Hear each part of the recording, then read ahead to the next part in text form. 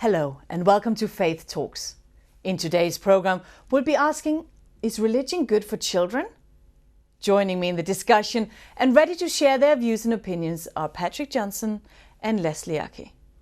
Patrick, can you raise children with no faith? Well, I don't really think so. I think no matter what your view of life is, you will bring up your children according to that way of looking at life. Maybe that's a very broad way of defining religion, but that's what I think it is. Religion is really looking at how do you think life is meant to be and how you're supposed to live your life. So everybody has some kind of a religion, if you want to call it that.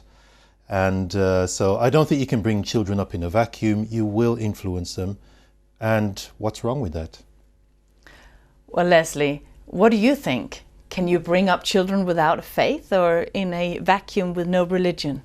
No, I would concur with what Patrick has said. Our children receive their values from their parents. So whatever environment we raise them in, we will be communicating our standards, our values, our mindsets, and in a sense, that is a faith. Whether it's a religious faith or whether it's a secular faith, it's still some form of faith. Mm. But some people would say that you shouldn't really impose your adult faith on children. What do you say to that, Leslie? What is an imposition? I mean, whether you believe in God or you don't believe in God, you are going to communicate what you believe to your children. Either you do that overtly, by the way that you teach them, or through what children observe. So in one way or another, it is impossible not to influence your children to some type of belief system. So I don't believe that communicating a faith is an imposition. It's simply sharing the values that are important to you to the people who are important to you. Yeah, exactly. And if you're sharing values, if they are good values, why not? What's the problem with helping another generation to have good values? I think that's a positive thing. Yeah. It can turn somewhat negative then if it's complete brainwashing, and that's a different angle altogether. But I don't think people should be afraid of if I feel something is good, that I'm passing that on to my children. Actually, in the way children grow up, they need boundaries. They want to be helped to understand things, and so I think you're doing your children a benefit by teaching them positively. And it's a kind of a balancing act, really, because on the one hand, we want them to enjoy the values that we think are important, but we also want them to be able to think for themselves. So we don't want them just to believe because we believe. At some point, we want them to internalize the values for themselves because they recognize that they are important. They recognize that the values are real and they are important for the way that they live their lives. So it's achieving that balance. But as parents of faith, you would never assume that your faith would be imposed on your child in a brainwashing manner. No. But somebody standing outside of your faith organization might come and say, well, how can you know that you're not brainwashing your child? Because that is the accusation often laid on parents of faith, that they are indeed brainwashing their children. How do you know the difference? Well, I would say one of the things would be, do you allow a child to be able to think for him or herself? You can put forward your views and what you think is correct, but do you allow them the opportunity to question? If there's no questioning allowed, then I think you're moving towards a more of a brainwashing type of indoctrination. So I think one of the best things we can teach our children is to think critically, even about what we tell them. It may be painful sometimes, when especially during the teenage years where they seem to be questioning everything. But that's a very valuable thing, because the worst thing you want is for children just to follow everybody else blindly without any critical evaluation of things. Yeah, I think we cannot avoid the truth that spiritual abuse exists. And that there are parents, religious parents, who do enforce beliefs on their children. and who do not allow them to make the kind of choices that Patrick was just talking about. But within a religious context, a faith context, it is vitally important to allow children to be able to ask the hard questions, to be able to reason, to be able to have the freedom not to believe if they choose to believe. And once we give them that freedom, then we can safeguard against this kind of brainwashing, spiritually abusive teachings. Mentioning spiritual abuse is quite of a heavy topic when we're talking about is religion good for children as well. You know, and you are alluding to that takes place in across a variety of faith groups. How do you know that you're not spiritually abusing your child? You're both pastors, your children might want to just, you know, please you and thereby choosing to follow you to your faith organization. And how do you know that that's not spiritual abuse? Good question. My daughter's 13 years old. A couple of weeks ago, I had the privilege of baptizing her. I gave her Bible studies. One of the things I was stressing to her was that this needs to be her decision. I would not have led her through that process and taken her into baptism unless I was convinced that her faith was her faith and not my faith. So for me, I want to make sure that she is an independent thinking individual. And once I know that the decision that she has made is her decision, then for me that safeguards against the imposition and the spiritual abuse.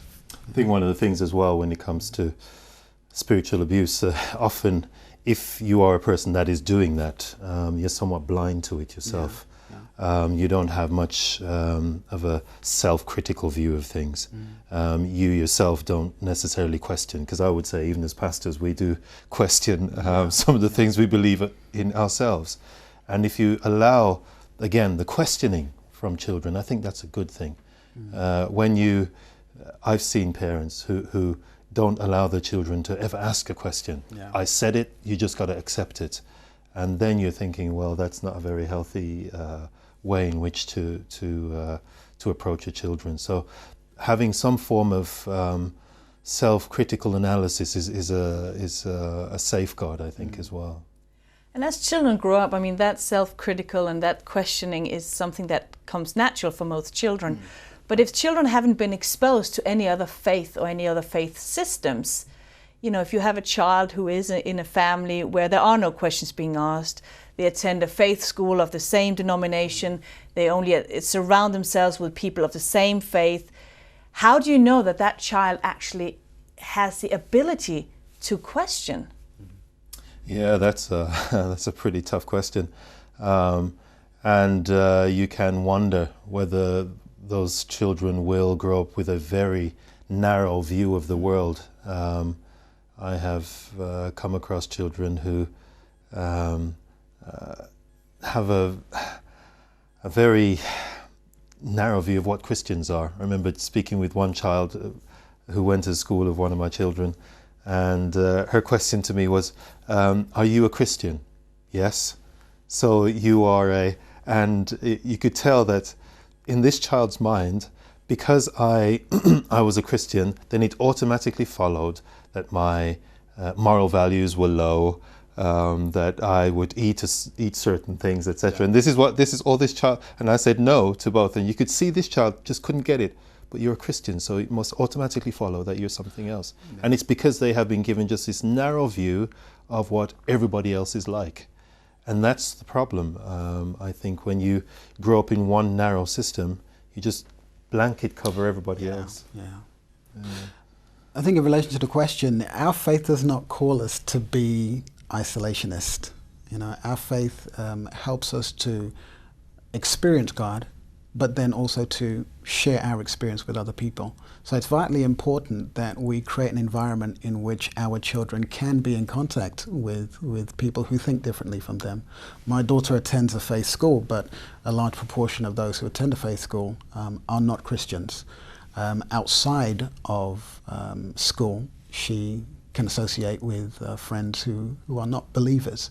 So it's not just about this cloistered experience that you take them through in order to shield them from the world. We're actually preparing them to be in contact with and to be able to share who they are with other people.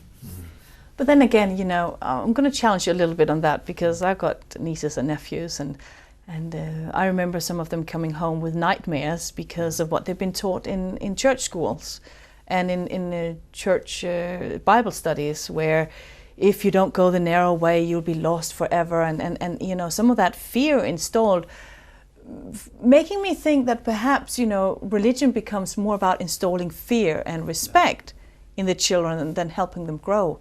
How do you see that? Well, our responsibility, again, is to make Christianity attractive. We want people to accept Jesus Christ, not because they're frightened about hellfire or all the negative things that are spoken about in the Bible, but we want them to get a true picture of who Jesus Christ is, so that he becomes so attractive to them that they want to have a relationship with him. Sometimes we can emphasize the negativity too much, but we need to not just balance, but emphasize more the positive aspects of Christianity, so that our children can have a positive view and they can communicate that view. Yeah, I think you'll always find those who, according to their understanding, will teach children the, you know, the fire and brimstone, and don't go too close to the edge, otherwise you'll get burnt, kind of thing. And then there are others who will be able to give you a much more balanced view. Whichever belief system you have, there will always be that. And again, I think it's one of our number one concerns is to teach children to think critically, to be able to question all the things that they're being taught. I think part of the challenge is that sometimes our view of salvation, you know, being saved in Jesus Christ, is about communicating doctrines and communicating teachings. And we can emphasize that to the point that we lose the aspect of Christianity that focuses on faith and relationship and grace. And if we emphasize that more and change our mindset about what true Christianity is all about, that it is founded in a relationship with Jesus Christ, then we can move away from the kind of mindset that is doctrinal and rigid and tries to force people in a particular direction. Now, what you're describing is very concrete thinking, and concrete thinking is really relevant for younger children, whereas the abstract understanding of what faith is something we see in older children. Now, let's have a look at what some of our young people think about the topic.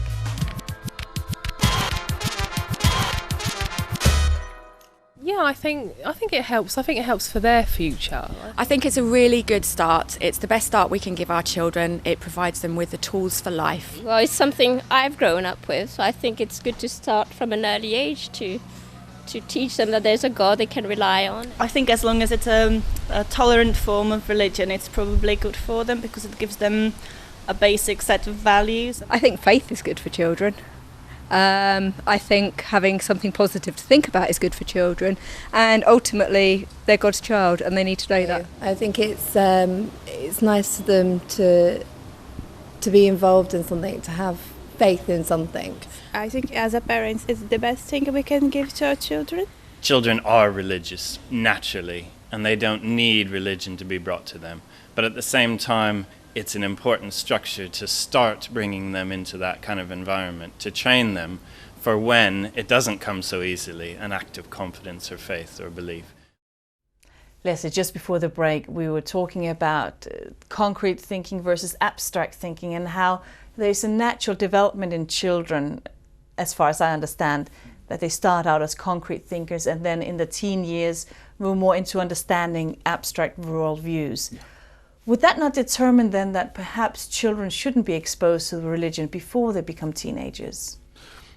Again, you know, Patrick made a point earlier that we cannot raise children in a vacuum. What changes is simply the way that we communicate our faith. In raising children generally, when they are very young, they need very rigid rules. They need very set boundaries. But as they grow older, as they become more mature, we change the way that we educate them so that they can make more mature decisions. So we're raising them to be able to make intentional, reasoned decisions. So when children are very young, it's important to give them a sound structure. But as they grow older, then we help them to make more discerning choices within that structure. Yeah, and I think because they think concretely when they're young, that's a great time in which to tell concrete stories and help to bring some of the general principles that you'd have for how to live life in very concrete ways. That's what the Bible does. It tries to teach lots of very deep subjects with concrete stories. So I think there's scope for everything there, and I don't think there's anything wrong with that. I think, again, the way God educated the Israelites when they came out of Egypt, he says to them, thou shalt not, thou shalt not, thou shalt not. He kind of treated them like children because they were coming out of a system where they were very, very rigid. They were told what they should do, when they should do it. But he wanted them to grow from that to a point where they obeyed him out of their hearts. They obeyed him because they made their own choice to do that. And that's a similar way that we relate to our children. Yes. But, you know, you're talking also about growing out from that rigidness into a more holistic or more mature understanding. Yeah. And you, both of you mentioned earlier the desire for the children, for young people to start questioning their faith. Mm. But how do you deal with that as parents, as fathers, and as pastors and leaders? You know, when your child comes and questions, you know, why should I believe that? How do you deal with that and still give the child the space to think freely? Yeah, depends on how tired I am, I'll say. I said it and that's it.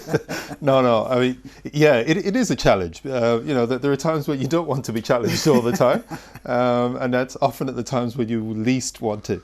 But yeah, when you have a chance to reflect, at least for myself, I smile to myself when I see my children starting to question what I believe and why I would believe such a thing. I'm thinking, yeah, that's good. They're beginning to think for themselves, and it is positive. Of course, when they become teenagers and they're questioning everything, it becomes more of a challenge. But yeah, I see that as something positive. At least it's good development that happens.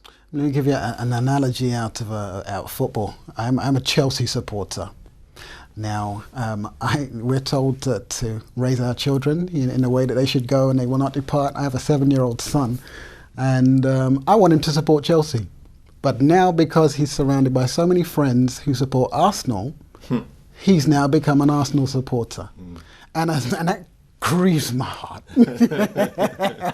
It grieves my heart, but you know, in my mind, that's a good thing. Because he's making a decision for himself. He's not just slavishly following Chelsea because his dad supports Chelsea, but he's making his own choice. And that's similar in life, that we want our children to follow a certain way, we teach them certain values, but at some point they're going to make decisions that cut across what we believe, which won't be easy for us, but we have to allow them the freedom to make those choices. But I guess also, you know, I keep sitting here thinking, yeah, that's all very nice and very well said. But if they haven't been exposed to anything else, if they have lived more what I would call a segregated life, just surrounding themselves, you're talking about your son and he's surrounded by Arsenal fans apart from his old dad, and he goes with that football team.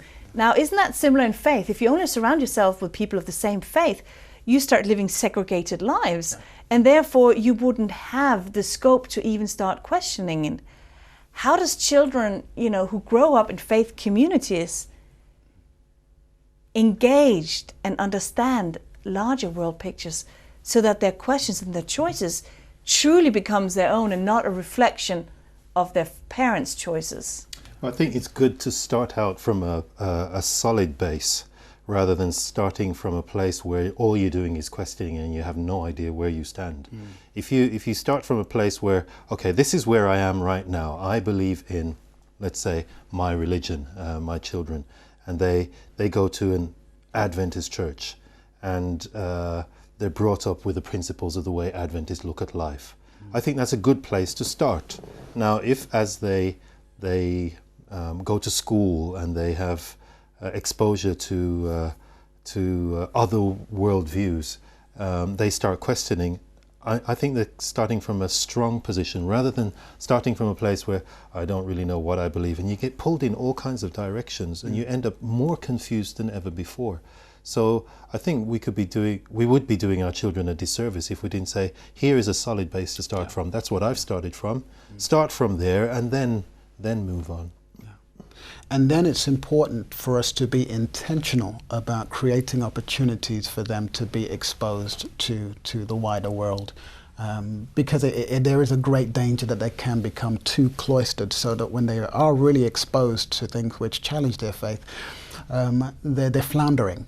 But if we can create those opportunities for them to meet people, to get involved in community projects, to experience the wider world, then they become much more rounded people. But that sounds good. But why is it that I come across so many Christians and people of other faith who are very sincere in their faith, but want to send their children, if not to a faith school, but not to any school at all, and want to homeschool their own children? Wouldn't that just foster and breed that type of cloister and that type of segregation? It can do. I know folks who have homeschooled children, and those children have come out as very rounded people because, as I said before, they have been intentional about creating those opportunities in their neighborhoods, in their communities, to give them a wider experience. But yeah, we've also seen the opposite, where children become so absorbed and enmeshed in their parents' world that they don't have the exposure which they need to become rounded people. And again, that conflicts with the general ethos of our faith. So that exists, but that's not really what our faith teaches us. Well, research coming out of Mississippi University actually suggests that children who grow up with parents of faith and who grow up in a faith community are actually better behaved and actually do better than people who grow up in a no-faith environment. Why do you think that is? I think there can be different factors there. There are social factors, I think, that are involved, because you are teaching things like respect for others, and you're surrounded by a good network of people. I think those are some of the things that would come out very positively. You're teaching how to treat others that actually disagree with you, and I think that is a major thing. One of the dangers often for faith type schools or whatever it is that you will only focus on yourselves and we're the only correct ones. But the real test comes, how do you treat somebody who completely disagrees with you? Well, what do you do there? And that, I see, is where Christianity really is superior in a sense to any other religion, because the founder of Christianity, Jesus, that was what his trademark. It was how he treated those who disagreed with him, how he would still treat them with love and respect. And that, I think, is a very good thing for children in faith schools. Yeah. Tell me about the importance of community that Patrick alluded to here. Why is that so important for children? Because we are created to be in community. You know, if we live for ourselves and by ourselves, we are diminished as individuals. Our natural creation requires us to extend ourselves beyond ourselves. So it's important for us to reach out to people within our communities, to meet the needs that are out there for our benefit, not just for the benefit of the folks within our community. So yeah, that's one of the benefits I've always said for my children, you know, growing up in a church setting, is they have opportunities to engage critically around different subjects, much more than their school friends would have. So we have, for example, what's called Sabbath school, like Sunday school type thing, where children are together looking at different subjects, and they're able to, they learn the way in which you would debate a subject. So whatever the subject is, and they're learning how to critically analyze and talk about that together. They learn how to even do presentations before other people, which many of their friends in school are completely terrified for because they've never done it. But in a church setting, you get to do that all the time. They learn how to serve in different ways. So there are so many benefits, I think, from growing up in a church type setting for young people today. It really does give them the tools that they could use out in the wider world a whole lot more. I wholly concur with that. I have friends who have said exactly the same thing, that in their work environments they are comfortable doing the presentations and doing a lot of the things which they learned in the church context. So a good faith system will help to build good, rounded individuals who can function in society. I think that's key here, that helping children to grow up to well-rounded, not just good citizens, but whole people that have a balanced view of the world that they live in and have a bit of a critical mindset and not just taking everything for granted.